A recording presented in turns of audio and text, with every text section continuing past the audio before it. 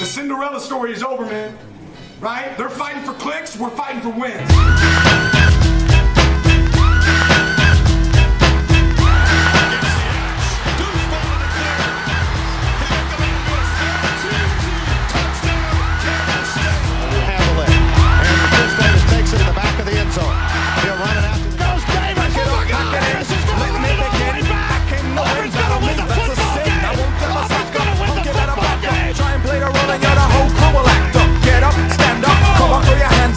Sets up deep in the pocket.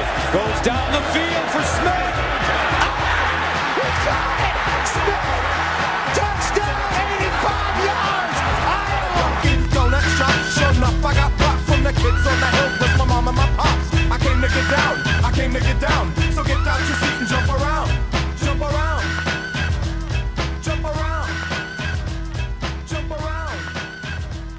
All right. Good morning. Welcome to AQ Tailgate. Happy Saturday. We're here with Tim. Yeah. I'm Ben. It's another beautiful Saturday outside. It really is nice. I don't know. Summer just came back all of a sudden here. Yeah, it's like 70 degrees. Yeah, yesterday, like after work, it was like perfect, dude. Low 60s. Sun was out. Supposed to be another nice day today. Mm-hmm. Yeah, man. Another episode of Tailgate. Bruno. Oh, Bruno. What's up, dude? Dude. What's up, buddy? Nice. You see him on the couch? Yeah. Dude, he just like kicked your door down. Yeah. But, Jesus. All right, hold on. Let me. Are you going in or out, dude? All right.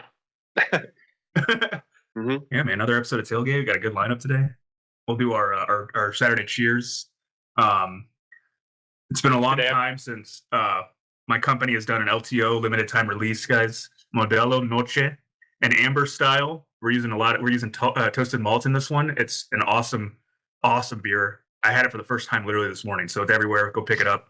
But yeah, just wanted to show that off, and then cheers for another awesome. It's going to be another great tailgate episode, guys. Can I get that in St. Louis, Missouri?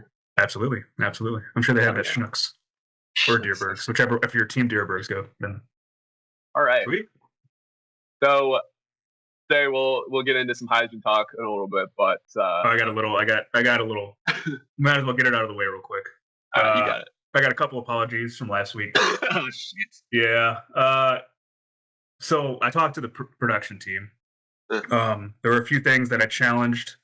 It got a little ugly. I'm glad you weren't around because it probably would have gotten even more heated. It ended up being an argument.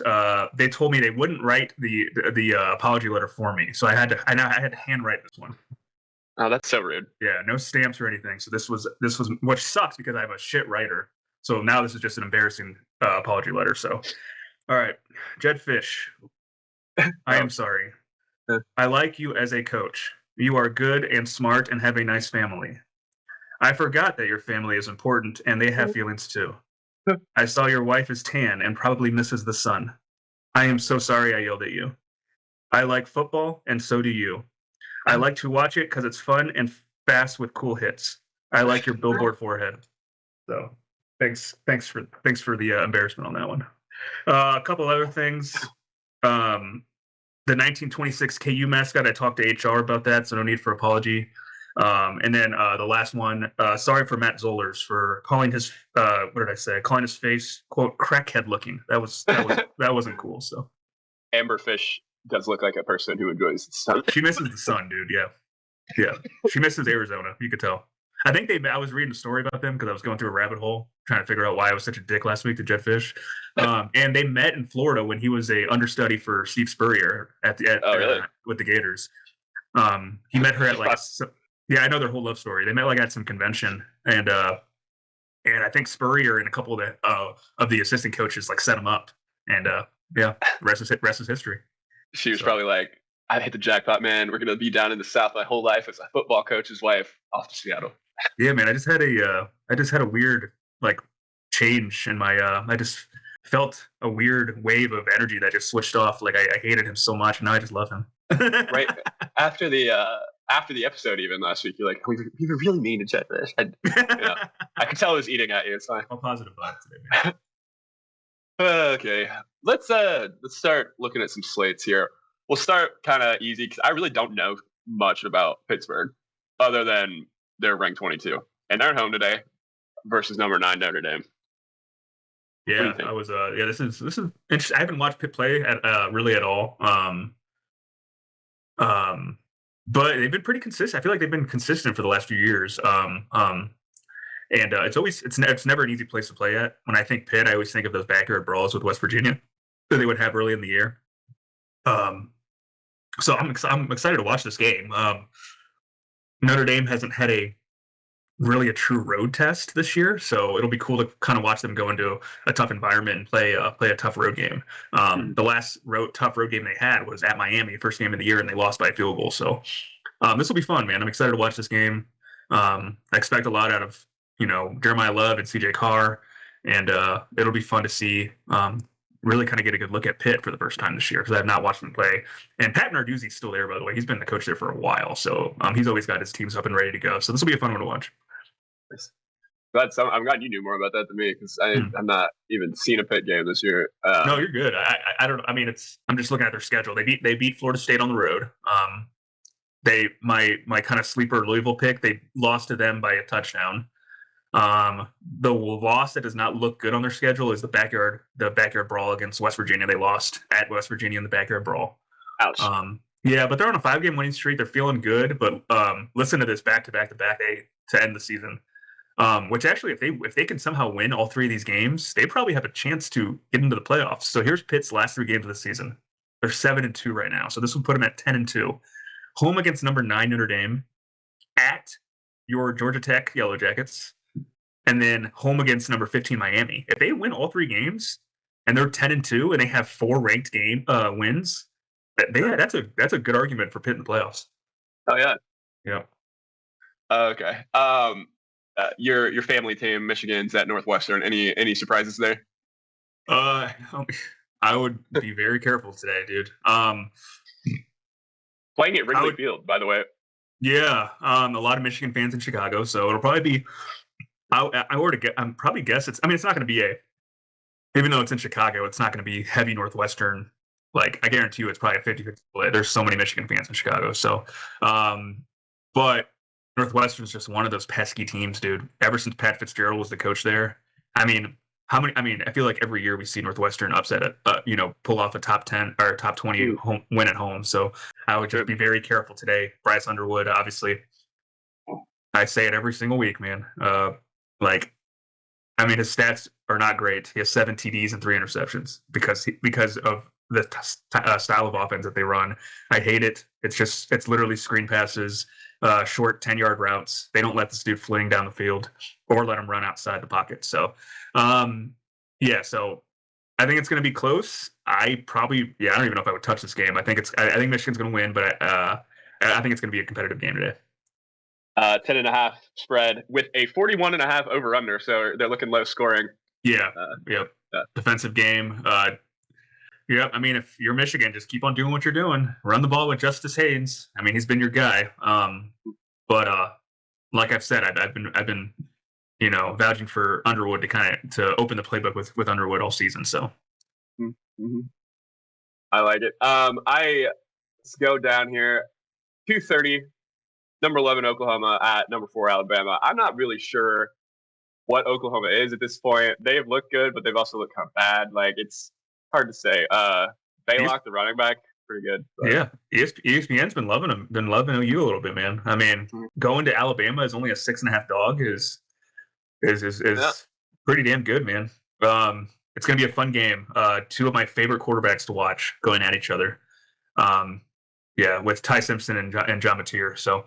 And it's going to be a great game. At least it should be a great game. When we get into the picks, I think this is probably on my radar to pick one of these games. Probably this game this week. So, John Mateer's got to step up, man. I hyped him up last week.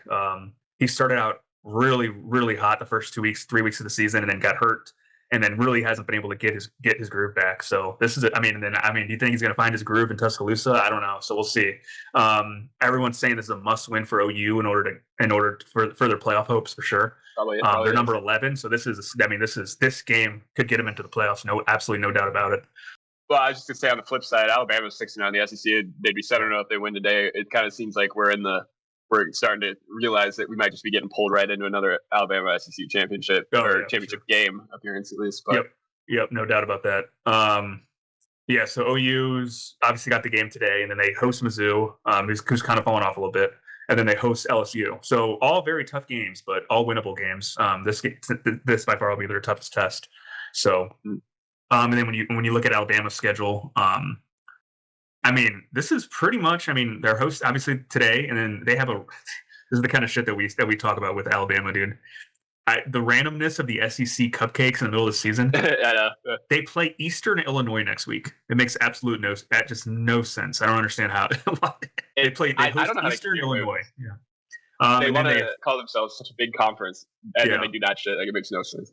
Yeah. Then they finish in the Iron Bowl at Auburn, which is obviously never an easy game. So we'll see. Yeah. Yeah. So we might be looking seriously at an 8-0 SEC record for Alabama in the end. Yeah, I mean, we could be seeing a clash of two undefeated SEC teams going at it. If A&M can hold strong, the only tough game. So A&M is at home against South Carolina.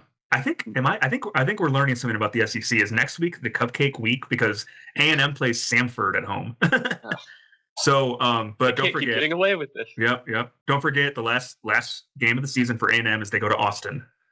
So that's going to be a freaking battle. That's right. Yep. And Texas has somehow climbed to number 10 in the country already. A huge jump from where they were last week. So, yeah, it makes no sense to me. Yeah. Missouri's known as the journalism school, so that makes sense that Mizzou occasionally gets overrated by the AP. But like Texas, they just love them. They like orange. They love them. Yeah. I mean, today's their chance. I mean, I don't know. I'm assuming we're getting into this game tonight when they're in Athens, Georgia. Oh yeah. That's going to be that's obviously probably the game of the day. We'll talk about this one real quick because you got to bring up the Hawkeyes. 21 Iowa at USC, number 17. The boys are out of their element in Southern California. There's no corn down there. What do you think? Yeah, that's gonna be tough, man. Yeah, I don't like this for the Hawkeyes, man. Yeah, I don't know. Iowa on the road is just a whole different team, man. But I mean, they could prove it. I mean, hey, they're only 6.5-point dogs on the road, so Vegas is liking them a little bit more than I think we are going into LA today. So we'll see. 47.5 is the over under. So, probably a lower scoring game, but I mean, I think last week's over under was lower at home against Oregon. So we'll see. It's gonna be interesting, man. Yeah, what do you think? It's supposed to be raining. Never rains in Southern California. Oh yeah. Okay. Which I think would benefit Iowa, honestly. I hope Iowa wins. I don't know. It's tough to say. They're kind of flaky. But special call out to our friend Lettuce Schulte. I asked her last week to come on and be the Iowa correspondent. She flat refused. She's camera shy. She's camera shy. She, for such an outgoing person, you think that she would want to be all over this, but it's okay if you want to be a pussy about it. It's fine. Damn. You've been called out, Schulte. Hear that, Schulte? All right. Number 10, Texas. Real quick before we get into the big dog. Can I throw in? We called it last week. I was talking shit about the ACC, and Virginia goes out. They had a lead. All they had to do was beat Wake Forest, Duke, and Virginia Tech to go to the ACC championship game. I knew they were. What a flop, dude! They lose to Wake Forest by 7 points. I knew this. I said it. I knew this. They almost lost to Cal. They almost lost to Bill Belichick and UNC. So the ACC is brutal, man. Dude, it is. And they're already. So this morning I logged on. They're 3.5-point dogs at Duke. I had a feeling that they were going to be underdogs, maybe by a field goal. Ever since we started the episode, that line has now grew to 5.5, which is hilarious. Jeez. Yeah, let's do it. Number 10, Texas. 4-1 in the SEC. Number 5, Georgia, 6-1 in the SEC. Between the hedges tonight. 65 degrees, clear, Sanford Stadium. Beautiful stadium. I was there last summer. Learned a lot about the history of UGA. Did you know that all the previous UGAs, when they die, they're cremated, and then their ashes are built into the archway of Sanford Stadium? Oh shit! Damn, that's cool. Yeah, UGA. I think this is UGA 11. UGA 11 lives with an alumni family in Connecticut, and they fly him down every week. That's wild. Right when you said that, Bruno started barking. Fuck that dude. Fuck up. Anyway. Dogs know, man. Dogs just know. That is kind of funny how people call him Ugga 11. Yeah. I can't believe how much I know about this. At the spring game, when one is retiring, they bring him out on the field and they take his collar off, and then they bring out the next one and they put the collar on the new Ugga. And it's like passing the torch type thing. That's kind of cool. Yeah, that's actually really cool. But also kind of sad. You know, you feel bad for the Ugga that was riding the wave for probably a few years, and then you take that collar off and give it to the new one. I might have to go on a YouTube rabbit hole and try to find some clips. That's cool. Please do. It's a great rabbit hole. I had a great time on that rabbit hole. Do they all? Do all the Uggas look pretty identical? Oh yeah. I feel like whenever I see they're all related, or like most of them are related. Okay. Yeah. Oh, They're like cool. a family line. The Ugga, while he's Ugga, is doing nothing but attending football games and banging other bulldogs to create new Uggas. You know what I mean? Oh, that's cool. Yeah. That's sweet. All right. What do you think about the game now? Man, dude. Georgia's 6.5 favorite right now. Yep, 6.5 favorite. It seems about right aligned where I thought the line would be. I was thinking Georgia by a touchdown, but Texas is playing well lately, enough to be ranked in the top 10, which is crazy. They were 22 last week. So this is going to be a very interesting game. I think Georgia's obviously had some tough games this year. They obviously lost to Bama at home, which was a tough one. And then they had that crazy battle with Ole Miss where they ended up pulling out that 8-point victory at home. So this is their fourth ranked game of the season, and they're 2-1 in these games. So a big one for Georgia. Night game in Athens is going to be fun to watch. So I got Georgia winning this one. But again, I don't know. They're on a 5-game winning streak. Georgia is. Texas is playing better. It's gonna be a good game. I'm just taking the home squad in this one. I feel like Georgia plays better late in the season, and I feel like this is their time. They're number 5 in the country. So right now they're in a playoff spot, and this is definitely because after this game, the only other hard game they have is home against Tech, which Tech's a great team this year. So we'll see. And their cupcake next week is Charlotte, the Charlotte 49ers. So yeah. I think this is a must for Georgia, man. This is a must for Georgia. Side note, of the top 25 games today, this one is by far the most expensive ticket at as low as $249 is the lowest ticket price. For comparison, Utah Baylor tonight, you can get a ticket for $20. Waco, baby. Waco. I will throw away one here. I'm going to go ahead and put BYU on upset alert. I would not recommend betting on this, but TCU shows flashes occasionally, so we'll see. Okay. Yeah. They're coming off that beatdown in Lubbock. So that's gonna be an interesting game. Is that a night game? That's like a 9:15 night game. Yeah. Oh yeah, that's a tough place. Provo at nighttime is tough. But TCU's been a solid squad this year. They've been pretty consistent. So that's gonna be a really really good game tonight. And Vegas also thinks a 3.5 spread. So. Couple of Big 12 teams off today. Let's go ahead and throw out your kitty predictions. If we don't win this game, I'm probably not watching anymore this year. K-State's 19.5 point favorite. I think this is their opportunity to get a lot of their frustration out and just kind of beat the hell out of the Cowboys and also avenge our friend of the show, Grace, daughter of ex-safeties coach. When they fired that whole staff, we're going to go down there today and get some revenge for Grace, I think. Yeah, hopefully it's a get it right game for K-State. They're 3-3 in the Big 12, 19.5 point favorites on the road.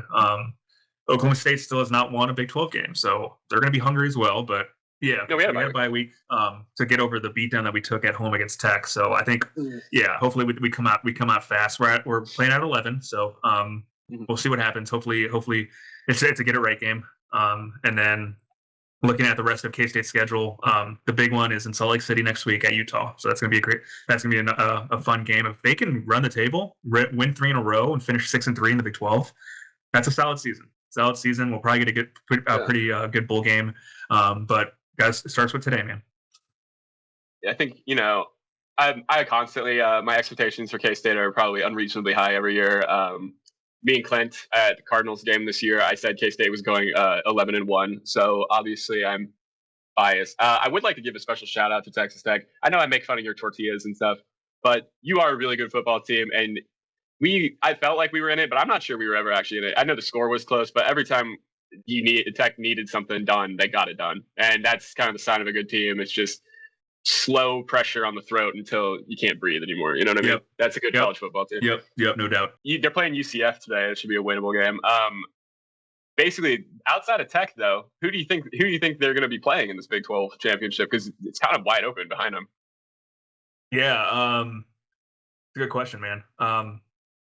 Really, just depends on all these on these end of the year schedules.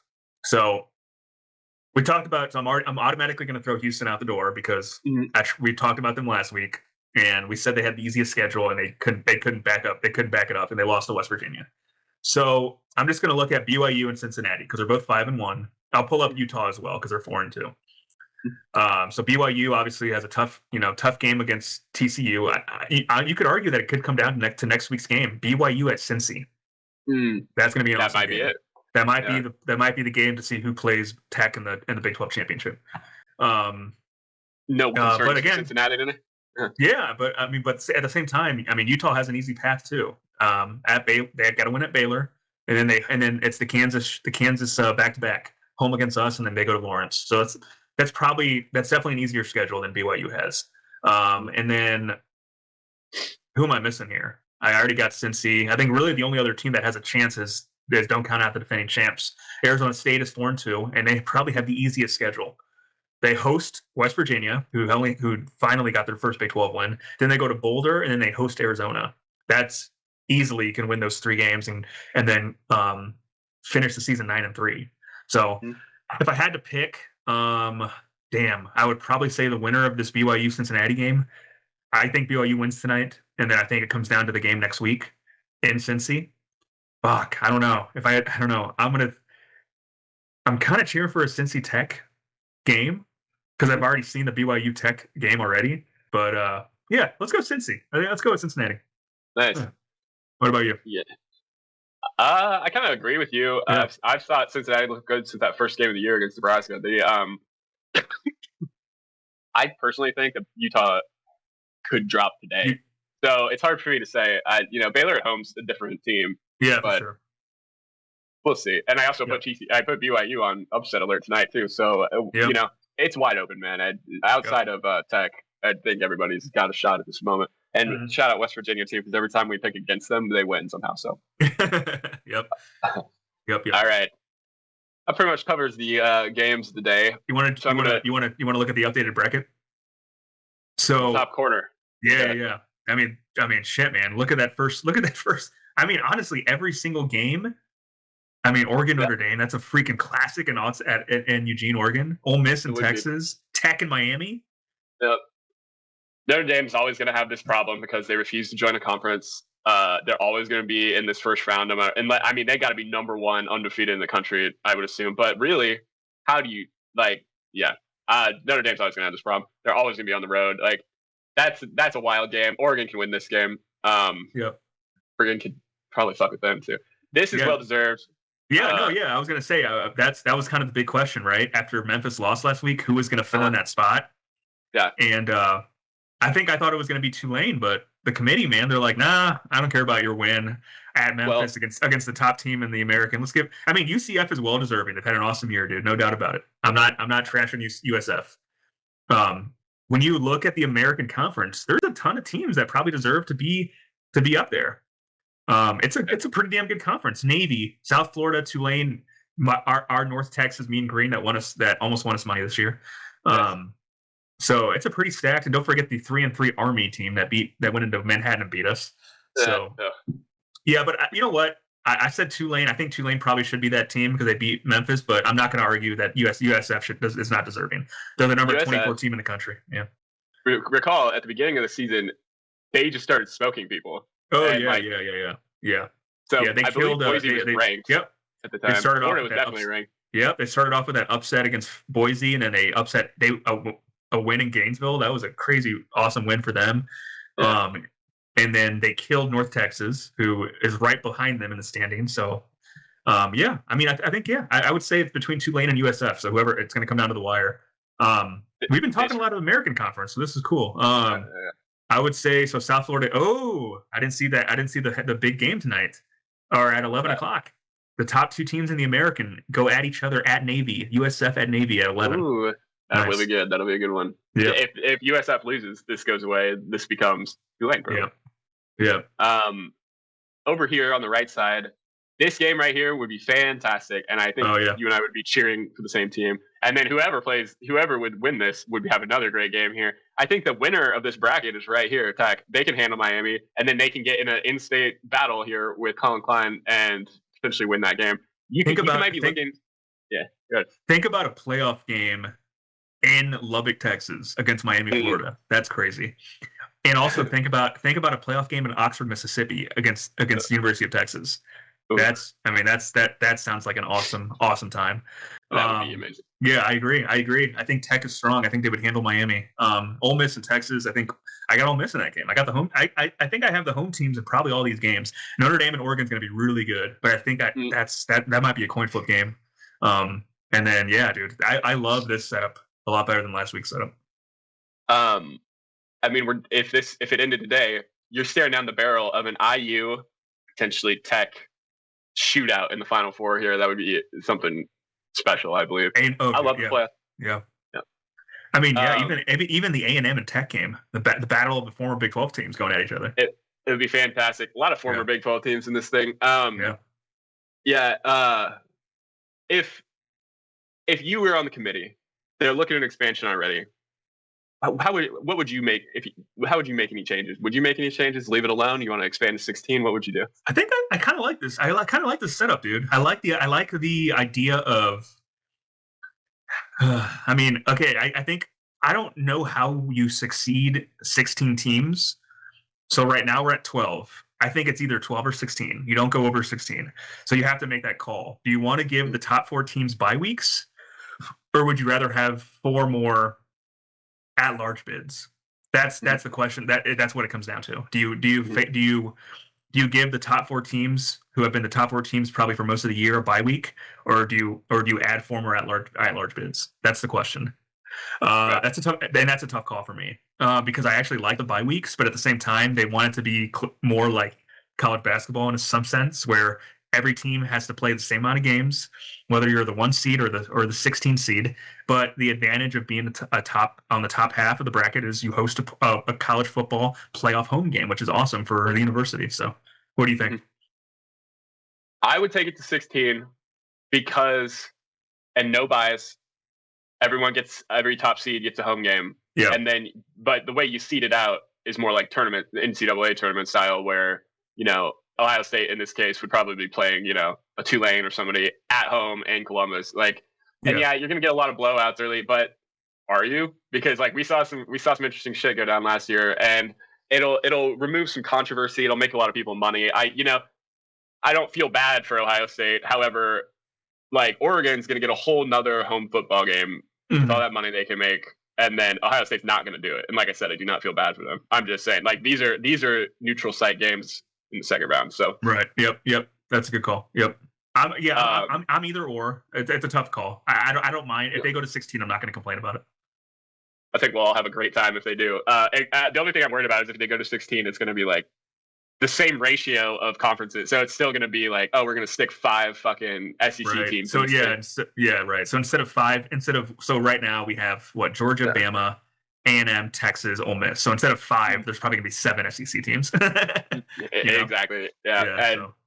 But you know what? They'll have more opportunities to kick each other out. So it'll be fine. What is your favorite non-Power 5 conference? Man, it's a good question.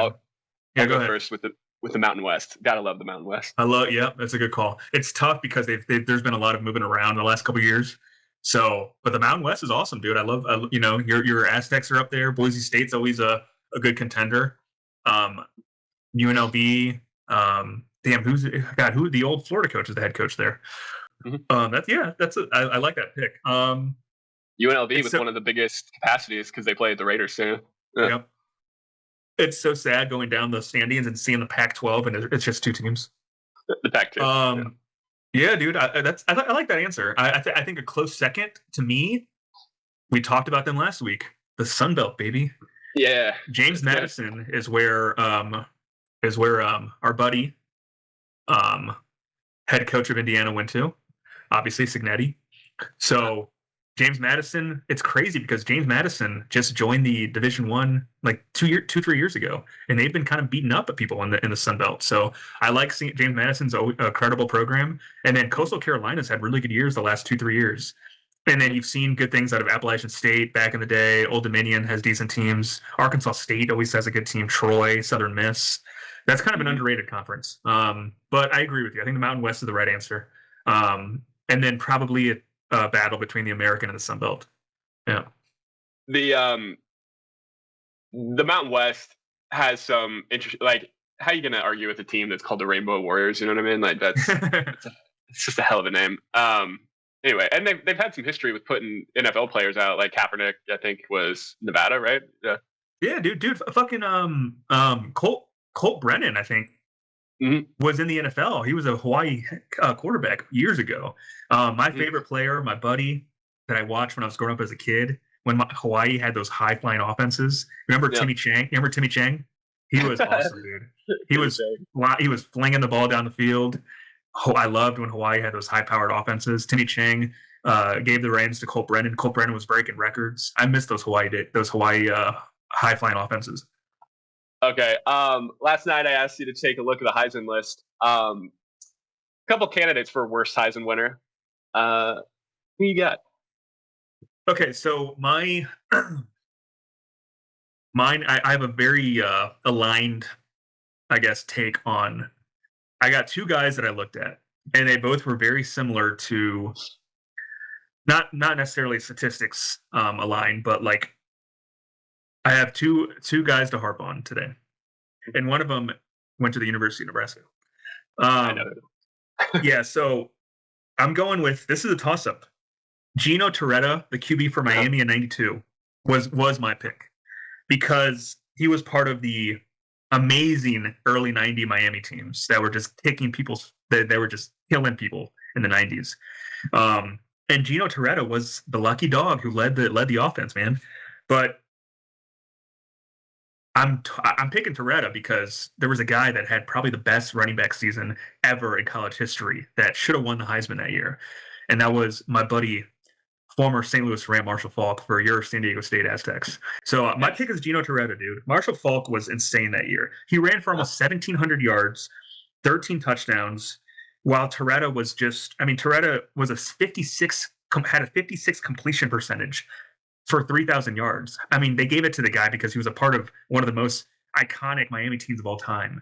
They just gave it to the quarterback when Marshall Faulk had probably one of the best running back seasons of all time. It blew my mind when I was looking at this. So I'm going with Gino Torretta. Eric Crouch, the Nebraska guy, was my second pick because he was a part of the team that won the national championship. And his touchdown to interception ratio was trash, dude. He was a part of an undefeated team. But again, they give it to these guys. I mean, so he was really good, Crouch was, because he ran for over 1,000 yards and passed for 1,500 yards. So he had a good balance, kind of like a Colin Klein style, sort of. Not as big as Colin was. But, dude, his TD ratio was 7-10 touchdown to interception ratio. That's brutal. And don't forget Rex Grossman out of Florida should have won the Heisman that year. He threw for almost 4,000 passing yards at Florida. That's fucking nuts. Yeah. So, yeah. I'm going with Gino Torretta, but Eric Crouch is a close second. Better be careful up there saying shit like that, dude. Yeah, dude, they're coming after me. There's one outside. Oh, Jesus. So it's always interesting to me how it goes for people in the NFL Combine because, like, the NFL Combine, the media and us and everybody can say one thing about somebody, and then somebody gets the Combine almost every year, and they're like, "This guy's trash," and everyone's like, "No, he's not. He's fine," and they're like, "No, this guy's fucking trash," and they're almost always right. And so I got two. My first honorable mention here is Matt Leinart. And it's mostly because of just how good he was in college to how terrible he was in the pro. Yep, for sure. My number one, I did a deep dive on last night, and it kind of hits close to home because K-State had a little effect on him by beating him in the Big 12 championship. I'm going Jason Wyatt for the worst Heisman winner. That's a good pick. So I was reading the article. Basically, he came in for the starter that got hurt, and then he tore his own knee the year before. And then, so the year he won the Heisman, he was not guaranteed to be a starter. There was a quarterback battle, and I don't know if it was his Oklahoma team that was allegedly the best of all time the K-State beat in the Big 12 championship, by the way. Yeah, so he went undrafted, which is a Heisman winner that goes undrafted.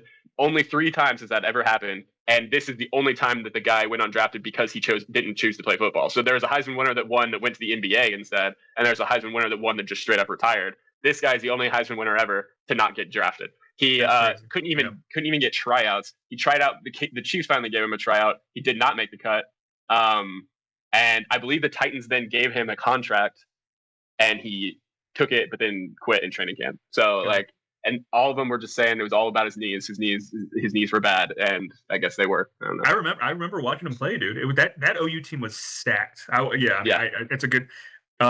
Your picks are definitely more aligned on.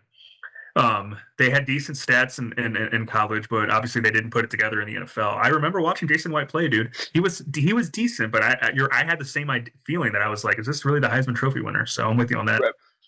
Right. I remember vividly Kirk Herbstreit right before that Big 12 championship game saying how basically this is the greatest football. That Oklahoma team that year, 2003, was the greatest football team to ever play and all this shit. We got a little snippet of L. Roberson in that game in our intro. So, nice. Okay. Yep. All right. So good picks, man. Good picks. Let's go around the league real quick. Head coach Eli Drinkwitz has pushed back on the playoff or bust mentality. We got to get out of this. Oh man, it's playoffs or bust. If the season only counts for 12 teams and we got 127 football teams, the math's not going to math very well. Do you think he's cutting his losses, or do you think he actually means that? Oh man, get ready for another Eli apology from Benjamin next. It's a good. I mean, I don't know. I mean, it's everyone's in the same boat, man. It's like it is what it is. I hope this isn't his bailout statement so he can go to some other school next year and re-up. I don't know. I guarantee you Florida's coming after him. So we talked about it last week. So hopefully that's an interesting strategic move. He's already kind of putting blame on, hey man, it's not an easy life here in this new style of college, this new lifestyle of college football. But hey man, he might go to Florida where he's got the best high school football players probably coming after him. So we'll see. Right. Okay. Yeah.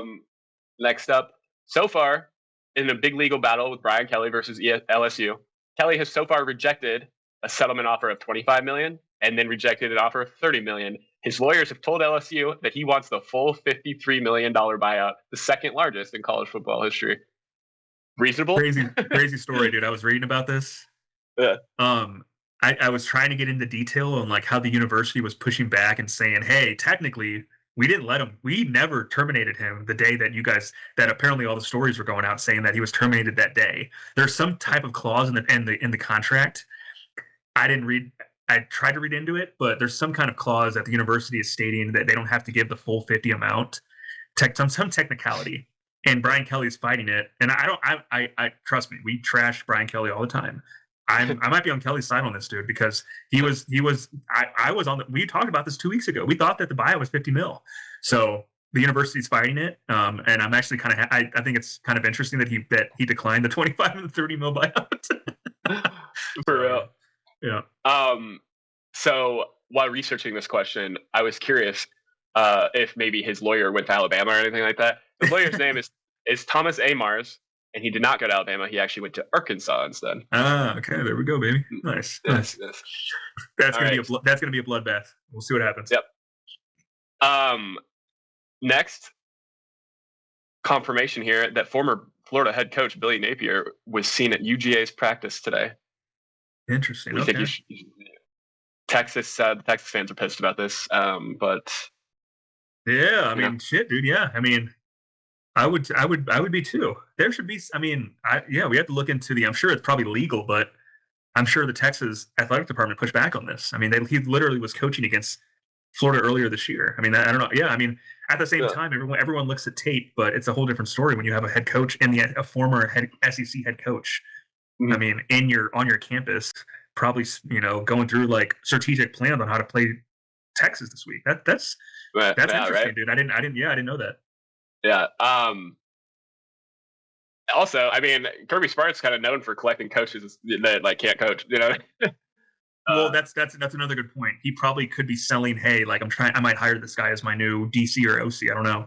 So that's a good call. I mean, that's a tricky way that he could be playing it. It's like, hey, man, I might be hiring this guy as my next assistant coach. So I think everyone at this moment would argue that Indiana is like a basketball school, right?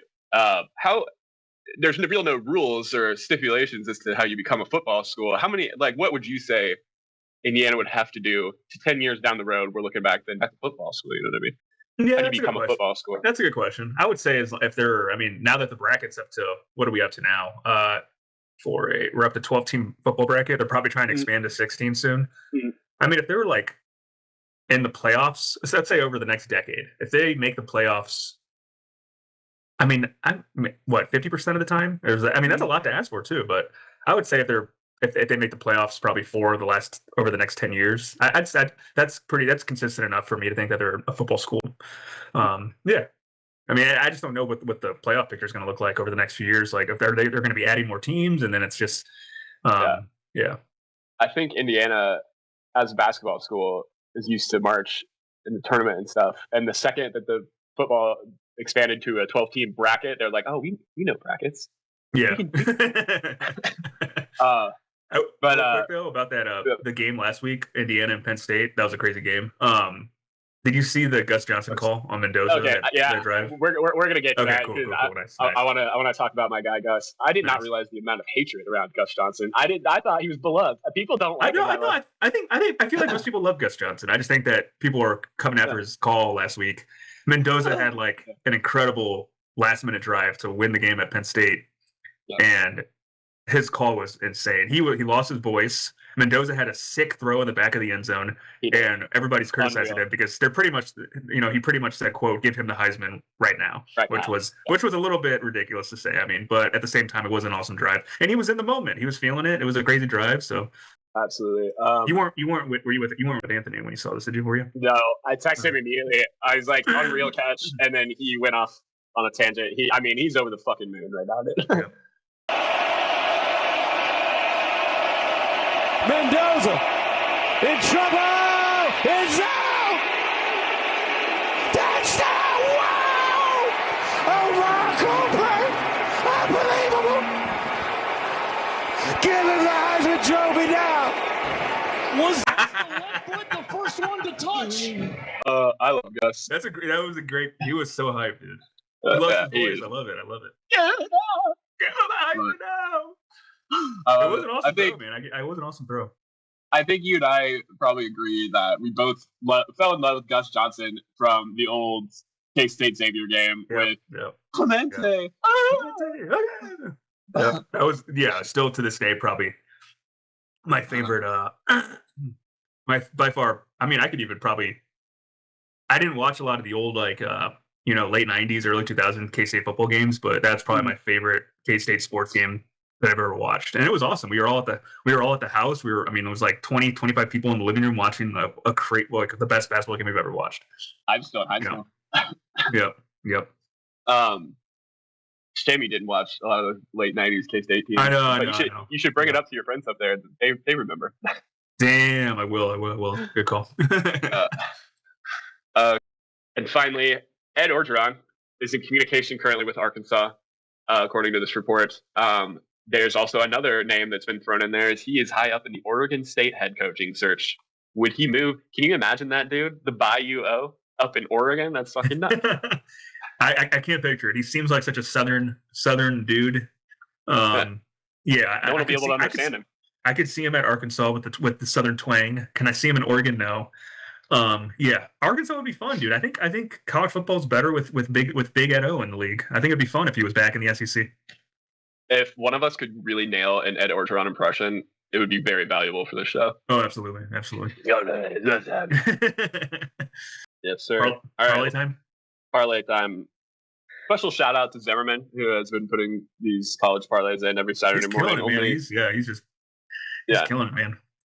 Only 15 days until I can do this from my couch. Yep. You want me to go first? Yeah, you go first. All right, I'm gonna start us off. We've been circling the Big 12 quite a bit this year.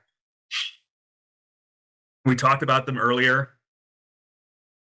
Huge game at 6:00 in Waco, Texas. Give me Baylor plus 8.5 at home against the Utah Utes. The big game for Baylor. They're a completely different. You said it earlier in the episode. They're a completely different team at home. I know Utah's coming off a big win, but I think Baylor can keep it close. I actually took Baylor as my good dog in the earlier AQ episode this week. So give me Baylor with the points. +8.5. I know I put them on upset alert, but I do feel okay at home at 9:15 at night to go ahead and give BYU the 4.5. Night game. Yep. Yeah, they're. I mean, yeah. Bounce back at night. Game. Yep. TCU's good, but I think I'm with you. It'll probably be close, but I'm with you on that.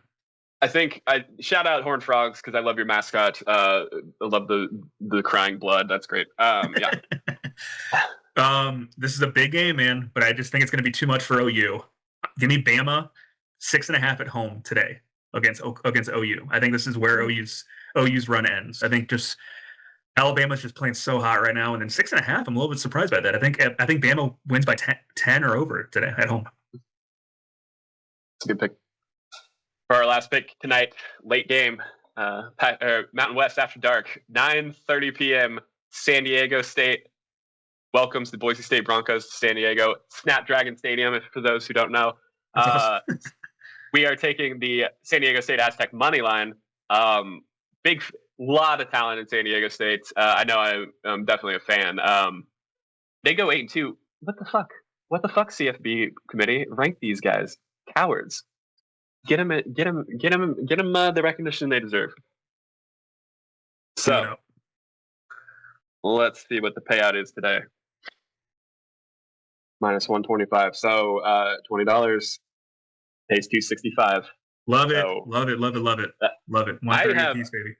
I have great faith in this one. We'll see. I had said that last week too. So hey, at least we've won one parlay in tailgate versus AQ.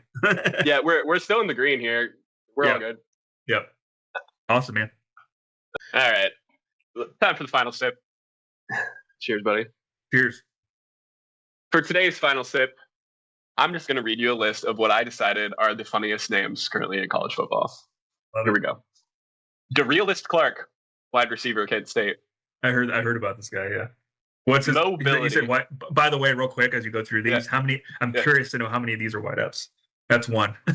Several, actually. Actually, most of them. Mobility, wide receiver. Right. Mobility. MOH space ability. Right. Nitro Tuggle, wide receiver, Purdue.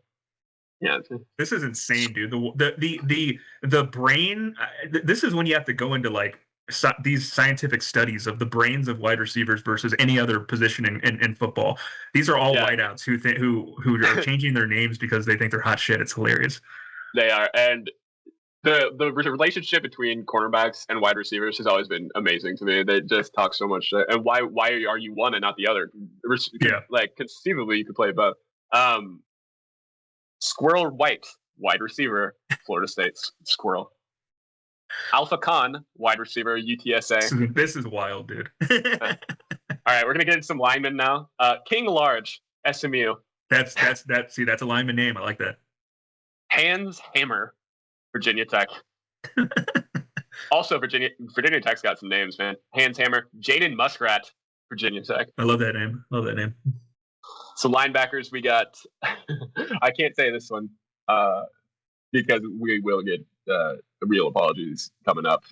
Then legendary Journey, defensive end Cal. Dude person, E-back, Central Arkansas. It's a real human. Pig Cage, defensive back, Incarnate Word. Jesus. And this is what Sporting News ranked the number one name in college football this year. Indiana Jones, wide receiver, Rocky Mountain College. I like it. There you go. Names. I like it. Good. Yep. Awesome, man. All right, dude. Another fantastic episode of the College Football Show. Great episode. We got a great week, man. We got awesome games this week. So, and then next week, obviously, the week before Thanksgiving is going to be great as well. So, but tune in next week, folks. We're doing mascot Thanksgiving dinner. That's mascot Thanksgiving dinner. It's going to be a great episode. We're excited about this one. And in the near future, we'll start transitioning a little bit into college basketball. It's going to be a good year for the AQ Tailgate. Let's go. Absolutely, man. Excited. Great episode of AQ Tailgate, fellas. Have a great week. It's going to be an awesome, great lineup today, and then we'll see you next week. Hell yeah, man. Thanks, man. Later. Peace.